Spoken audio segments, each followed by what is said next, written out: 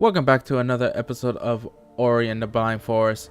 Last time we went into the frozen domain, through the frozen domain, and recovered basically the half of the tree. And this time, commentary will be a little odd.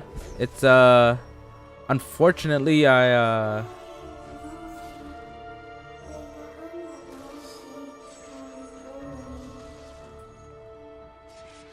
Unfortunately,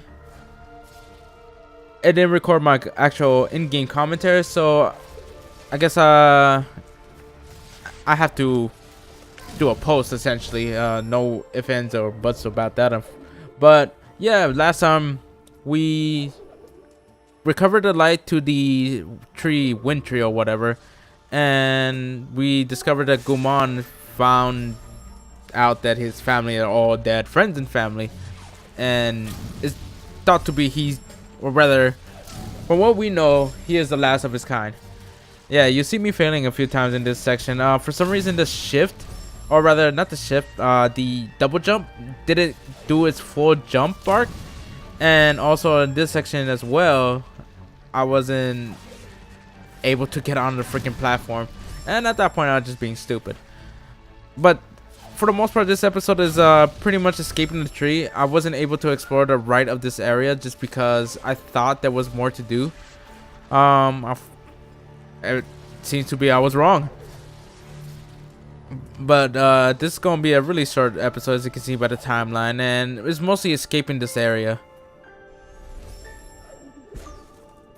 And here we will actually bring back the life to within the throughout the winds.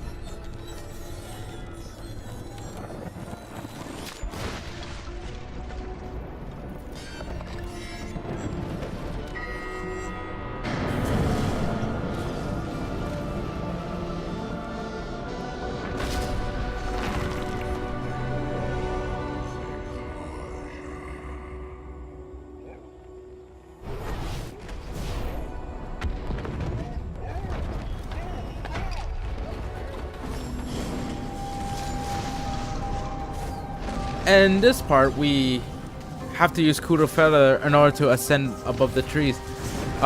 Those jet streams will hurt a lot. It takes about 3 health points, and the actual icicles coming down takes about 2. There was a few sections here in this game, in this area, in which there was no way of a player knowing it will happen like this. However, a player could argue that they give you a sense of urgency, so for you to just stand there the way I did was a fault on the player's behalf. But either which way, just a subtle hint as to why, or rather as to the approaching danger. So there's a few of those sections in this a few of those traps, if you will, in this section of the game. Or it's not specific to this section. How I'm sure with my past videos you noticed that some of the traps, if you will, have sprung on. I have sprung them, like the crusher when I first got the double jump ability, or when I got the bash. I don't remember. It's a crusher. I got hit by both of the crushers, and of course, you know, as someone who plays games, I learned from that mistake and made sure not to do them again, even though I did do them again. But sometimes I wish this game were to mitigate that a bit, just so that it's not as, I won't say frustrating for the player, just because it wasn't frustrating at all. It's just that it was annoying just to have, you know, something out of nowhere that I couldn't see ahead of time kill me. Actually, I believe in the very first level they had that ram and they just destroyed you, and you don't really know what to do. Granted, it's sort of obvious. When by sort of, but I mean really obvious that you were supposed to have it ram the entrance. But either way, it was it may come off as beginner's trap for some. But either way, this game is really good. Either way, no matter the criticism, there is some mistakes here and there that the game does. That the game does. One is which is being that the traps.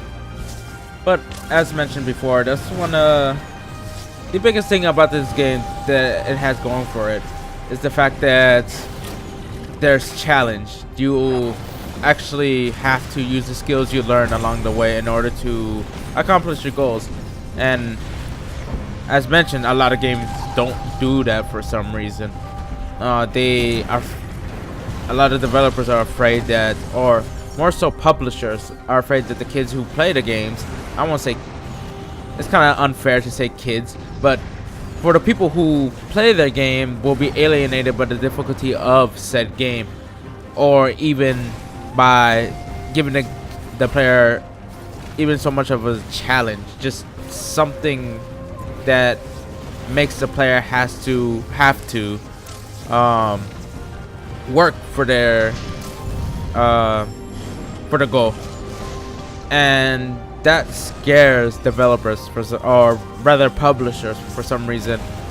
That wasn't an issue back in the day. Actually, that was encouraged back in the day, just because the harder your game, the more quarters you have to pump into the arcade machine, and likewise, the harder the game, the less incentive the consumer will have to rent the game in, or rather, the more incentive they have to purchase the game. So, to actually try and beat it. Like Battletoads, that's a perfect example of that, where an afternoon or a weekend would not grant you victory in the game. You will have to buy it in order to actually beat it. But a lot of, I would say, publishers and developers try to stay away from that, just because they're afraid they're afraid of people not wanting that, like Dark Souls or Bloodborne. But I'm gonna shut up now because we're about to encounter a cutscene, and here we learn as to why Kuro wants to remove the light from the forest.